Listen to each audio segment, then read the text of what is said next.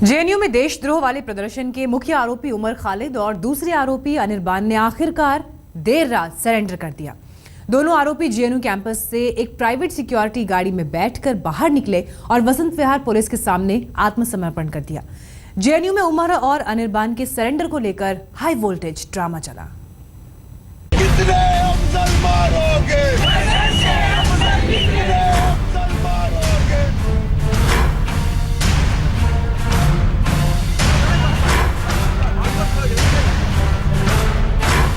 JNU में आधी रात को हाई वोल्टेज ड्रामा, देशद्रोह के दो आरोपियों का सरेंडर। खालिद और अनिर्बान आधी रात को थाने पहुंचे। थाने में कैसे बीती खालिद अनिर्बान की रात, देशद्रोह वाले प्रदर्शन से सरेंडर तक का पूरा सच। जेएनयू के छात्र और देशद्रोह के आरोपी उमर खालिद और अनिर्बान भट्टाचार्य, इन दोनों आरोपियों ने 23 फरवरी देर रात सरेंडर कर दिया।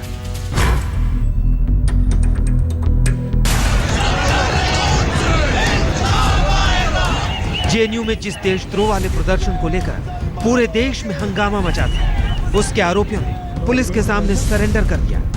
देशद्रोह के दो आरोपियों ने खुद को पुलिस के हवाले कर दिया, मगर ये इतनी आसानी से नहीं हुआ।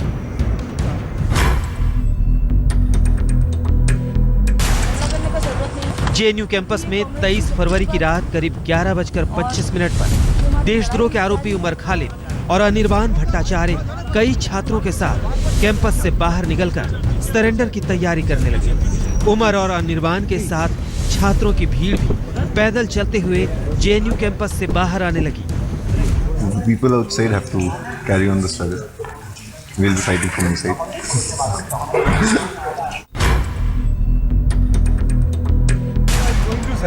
रात करीब 11:35 पर जब उमर और अनिर्बान पुलिस के सामने सरेंडर के लिए पैदल बाहर निकलने लगे, दोनों ने शॉल ओढ़ रखी थी। उन्हें लगा कि कोई पहचान नहीं पाएगा, लेकिन एडमिन ब्लॉक के पास खड़े छात्रों और मीडिया ने दोनों को पहचान लिया।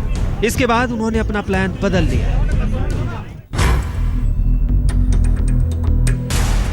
उमर खालिद और अनिर्बान ने पहचाने जाने पर जेएनयू कैंपस में खड़ी निजी सिक्योरिटी वैन में बैठकर जाने का फैसला किया। निजी गार्ड्स की वैन में देशद्रोह के आरोपी उमर खालिद और अनिर्बान के अलावा कुछ और छात्र भी सवार हुए।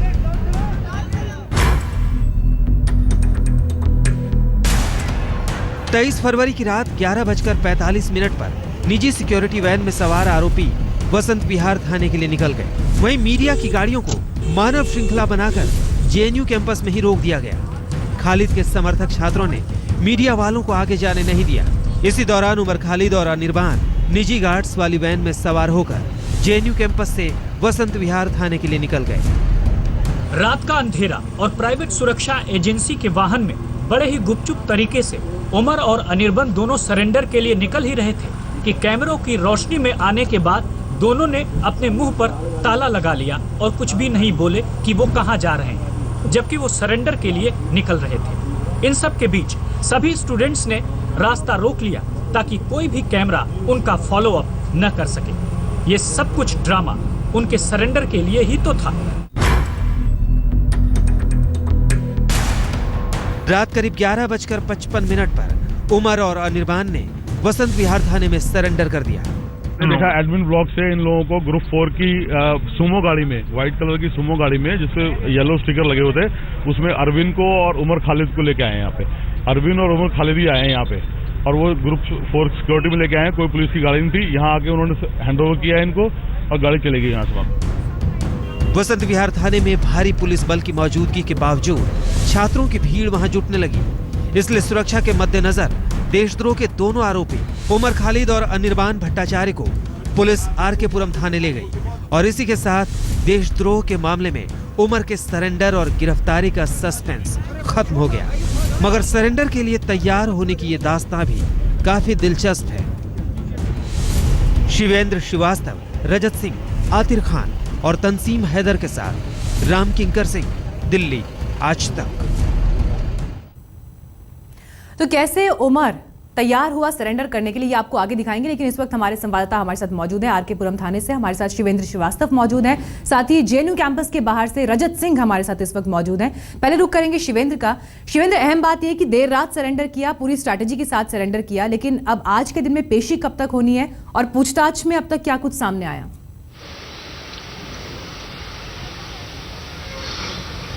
देखिए, दो सबसे अहम बातें हैं कि एक तो पेशी होने से पहले इनके तमाम सबूत है वो पुलिस को वेरीफाई कर रहे हैं, क्योंकि ये जो 5-6 घंटे का टाइम मिला है, इस 5-6 घंटे पुलिस कोशिश करेगी कि उनके पास जो सबूत है पहले वो आरोपियों से मिलान कर ले।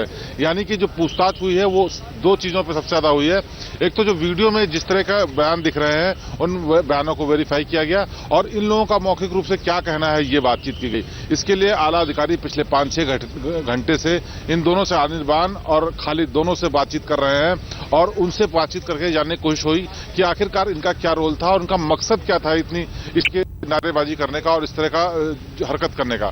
तो इन्हीं दो बिंदुओं पर पहले बातचीत शुरू हुई है और इस दौरान तमाम दूसरे लोग भी लाए गए जो लोग उस वक्त वहां पर मौजूद थे और जिन्होंने पहले पुलिस को बताया कि इन लोगों का रोल इस तरीके का था। तो इन सारे प्रोसेस में 5 से 6 घंटे का पिछले टाइम लगा है और अब जब पुलिस आज इनको कोर्ट में पेश करेगी तो पुलिस को ये सारे सबूत और अपने जो इनके पास पहले से सबूत थे उनको रखना होगा। उसी की बिना पर इनको पुलिस कस्टडी मिलेगी और आगे की जांच जारी होगी। हमारे सूत्रों के मुताबिक करीब 2 बजे के आसपास इन लोगों को पेश किया जा सकता है और सुरक्षा के लिहाज से हो सकता है कि पेशी किसी ऐसी जगह पर हो जहां पर सुरक्षा पूरी तरह से पुख्ता हो, क्योंकि कोर्ट भी बड़ा सख्त रुख अपना चुकी है इनकी सुरक्षा को लेकर के और इन लोगों ने खुद भी अर्जी लगाई थी कि हमारी सुरक्षा को खतरा है। तो इन सब बातों को ध्यान रखते हुए दोपहर के बाद किसी वक्त पेशी होगी और इससे पहले जो पूछताछ हुई है उसमें उनके रोल को लेकर के, उनके मकसद को लेकर के इस पर बात हुई है कि आखिरकार वो क्यों देश विरोधी नारे लगा रहे थे। और पहले तो उन्होंने इनकार किया कि वो इसमें शामिल नहीं थे, लेकिन उनको कुछ वीडियो क्लिप और कुछ सबूत भी दिखाए गए पुलिस की तरफ, जिससे बिल्कुल इन तमाम सवालों के जवाब चाहिए और इसको लेकर अब आज का दिन भी काफी अहम रहने वाला है। जेएनयू कैंपस में हमारे संवाददाता रजत सिंह भी मौजूद हैं। रजत, 2 की गिरफ्तारी यहां पर हो चुकी है, लेकिन अहम बात यह है कि 3 आरोपी छात्र अब भी कैंपस के अंदर मौजूद हैं और बातें लगातार ये भी हो रही थी कि सरेंडर करने पर विचार किया जा रहा है। तो क्या कुछ निकलकर वहां से सामने आ रहा है? जी देखिए मीनाक्षी, रात को जब 2 आरोपियों ने सरेंडर कर दिया उसके बाद हमने कोशिश की कि जो बाकी 3 आरोपी कैंपस में मौजूद हैं उनसे बात की जाए। कैमरे पर सामने नहीं आए, लेकिन उसके बावजूद बात हमारी हुई है जिसमें उन्होंने साफ तौर पर यह कहा है कि उन पर किसी भी तरह का कोई आरोप नहीं है। यही वजह है कि वो सरेंडर के बारे में नहीं सोच रहे हैं। हालांकि वकीलों से लगातार उनकी बात हो रही है और उनका यही कहना है कि अब तक उन्होंने पुलिस से जो बात की है, पुलिस से साफ तौर पर यही कहा है कि हम जैसे पहले कैंपस में रहते थे वैसे ही अभी भी कैंपस में हम तीनों के फोन ऑन है, आप हमसे बात करना चाहें तो हम पूछताछ के लिए अवेलेबल हैं, लेकिन जब हम पर कोई केस नहीं है तो फिर हम सरेंडर क्यों करें, सरेंडर का सवाल नहीं उठता। बाकी की बात पुलिस से उनके वकीलों ने की है, लेकिन सरेंडर के बारे में उनका साफ तौर पर कहना था कि हम किसी भी तरह का कोई सरेंडर नहीं करेंगे। बाकी 3 आरोपी कब तक सरेंडर करेंगे ये साफ नहीं है, लेकिन देशद्रोह का मुख्य आरोपी उमर खालिद पुलिस के सामने सरेंडर न करने पर अड़ा था। लेकिन फिर ऐसा क्या हुआ कि उसने खुद पुलिस के पास जाकर सरेंडर का फैसला किया? देखिए, देशद्रोह के आरोपी मास्टरमाइंड उमर कैसे थाने जाने पर मजबूर हुआ।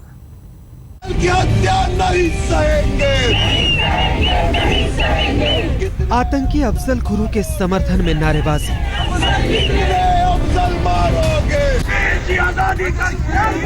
भारत के टुकड़े करने की अपील। जेएनयू में 9 फरवरी को इसी देश विरोधी प्रदर्शन को लेकर उमर खालिद समेत उसके बाकी साथियों को पुलिस तलाश कर रही थी। आखिरकार देशद्रोह वाले प्रदर्शन के 13 दिन बाद उमर खालिद ने एक और आरोपी अनिर्बान के साथ पुलिस के सामने सरेंडर कर दिया। –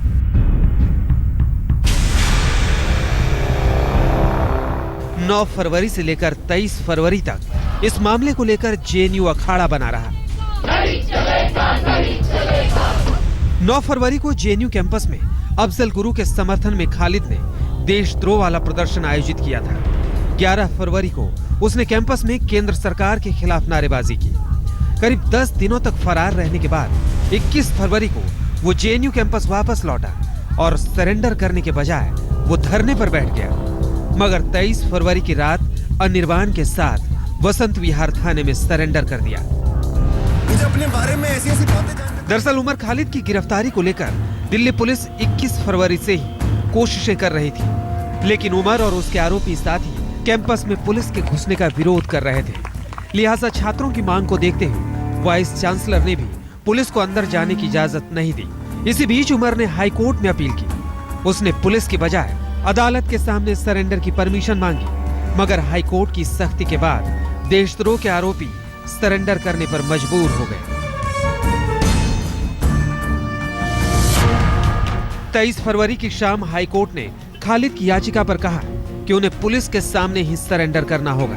इतने गंभीर आरोपों के बाद वो मनमानी नहीं कर सकते। इसके बाद उमर और उसके साथियों ने देर रात मीटिंग की और फिर रात में पुलिस के सामने सरेंडर कर दिया।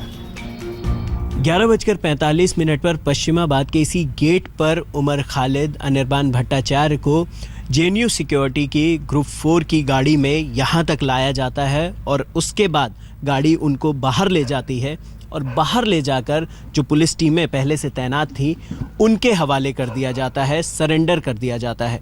11:45 का वो वक्त था जिस वक्त वो लोग पश्चिमाबाद के इसी गेट से जेएनयू सिक्योरिटी की गाड़ी में निकलते हैं और उसके बाद पुलिस की लगभग 4 से 5 गाड़ियां उनका इंतजार कर रही थी, जिसके बाद उन दोनों को यहां से ले जाया जाता है।